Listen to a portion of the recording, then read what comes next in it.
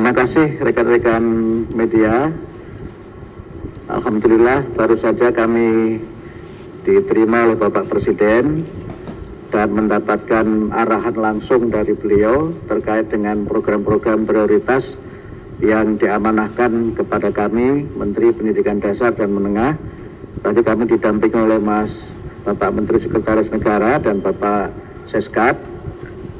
Dan arahan beliau terkait dengan bagaimana kami dapat terus melanjutkan peningkatan kualitas pendidikan, terutama program prioritas beliau. Yang pertama adalah untuk revitalisasi sekolah. Tadi kami sampaikan kepada beliau bahwa revitalisasi sekolah tahun 2025 telah terlaksana 100% untuk 16.167 satuan pendidikan di seluruh Indonesia.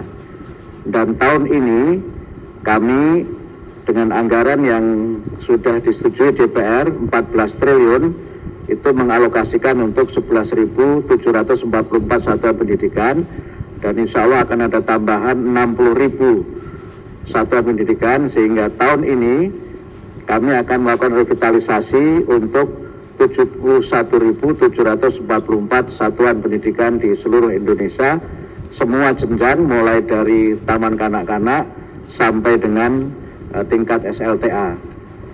Kami sampaikan juga bahwa program revitalisasi ini tidak hanya berkaitan dengan peningkatan mutu pendidikan, tapi juga dari penelitian kami juga berdampak terhadap ekonomi. Karena sistemnya swakelola, pembangunannya langsung oleh masing-masing satuan pendidikan, kami memperkirakan akan ada penyerapan tenaga kerja di tingkat daerah, mereka yang mengerjakan revitalisasi ini untuk 71.744 itu sekitar 1,1 juta orang yang akan bisa bekerja dalam rentang waktu antara 3 sampai 8 bulan. Sekarang yang revitalisasi tahun 2026 sudah mulai berjalan, sudah 70% dari alokasi 11.744 itu, dan sudah mulai dikerjakan, bahkan beberapa di bulan Juli dan Agustus sudah bisa selesai dan sudah bisa diresmikan untuk memulai tahun pelajaran tahun 2026-2027. Kemudian pembangunan ini sesuatu yang sangat dirasakan manfaatnya oleh masyarakat karena sekian puluh tahun tidak ada revitalisasi sekolah.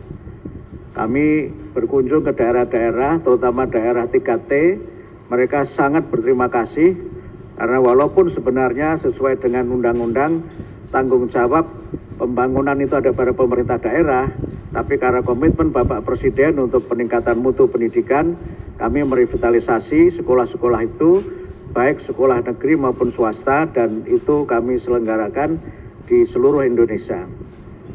Kemudian yang kedua, kami tadi menyampaikan kepada Bapak Presiden sesuai arahan beliau untuk penyelenggaraan sekolah nasional terintegrasi.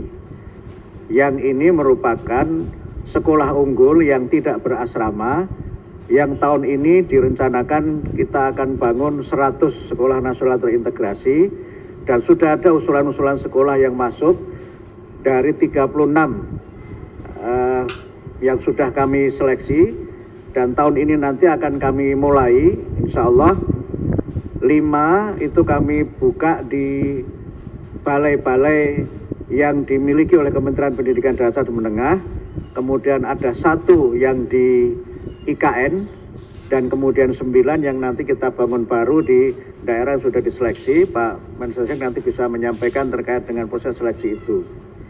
Kemudian untuk kesejahteraan guru, kami ingin tegaskan sekali lagi bahwa sesuai komitmen Bapak Presiden, tunjangan guru sekali lagi sudah dinaikkan dari yang guru non ASN, tunjangannya dinaikkan dari 1,5 juta menjadi 2 juta, dan kemudian guru ASN tunjangannya sebesar gaji pokok.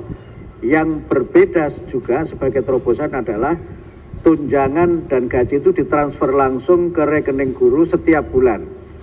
Nah, ini yang membedakan dengan kebijakan sebelumnya, dan ini menunjukkan komitmen Bapak Presiden untuk bagaimana proses birokrasi yang tidak birokratis dan agar guru dapat mendapatkan manfaat langsung dari transfer tunjangan yang ke rekening guru setiap bulan. Kemudian untuk guru juga kami sampaikan bahwa tahun 2025 kami mengalokasikan beasiswa untuk 12.500 guru yang belum D4 atau S1 dengan beasiswa 3 juta per semester.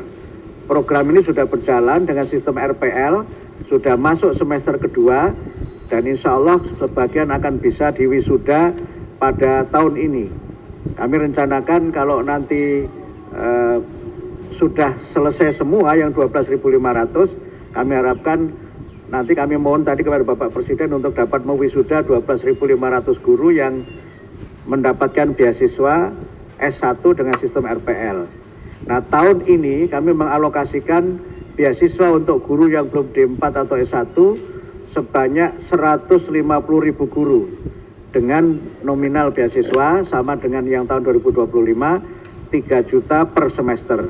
Dan sekarang masih proses pendaftaran karena kami masih terus menunggu para guru untuk dapat mengikuti program ini. Itu yang berkaitan dengan kesejahteraan guru dan peningkatan kualitas guru. Kemudian terkait dengan MBG, kami tegaskan bahwa MBG ini merupakan bagian dari program kami, yaitu 7 kebiasaan Indonesia hebat.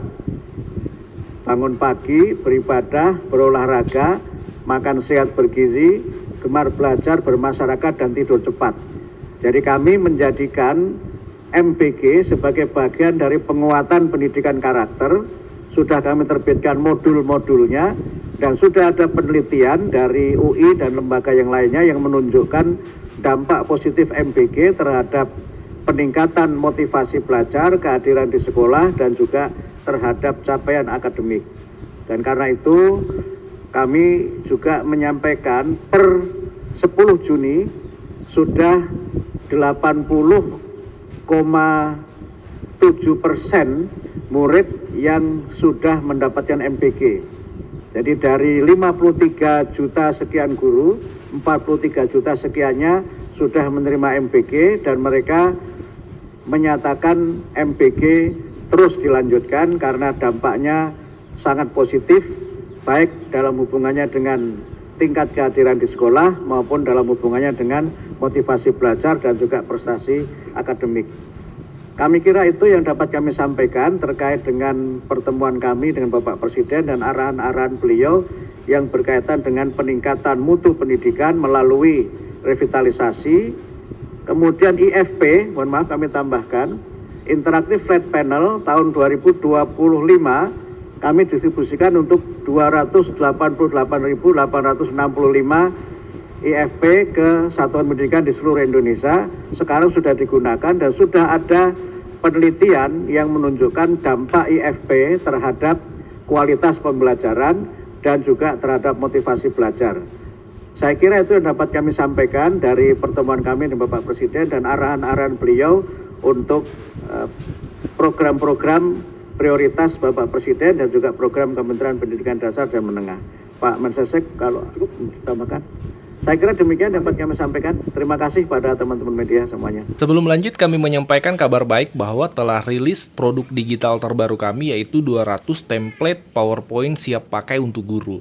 Guru-guru kan sering tuh butuh PowerPoint untuk memaparkan materi di kelas. Namun kadang bingung karena PowerPoint-nya kurang menarik, flat, dan tidak variatif. Nah, 200 template PowerPoint siap pakai ini akan membantu guru-guru sehingga Bapak Ibu tidak perlu mendesain dari awal, sudah ada template-nya, tinggal Bapak Ibu sesuaikan.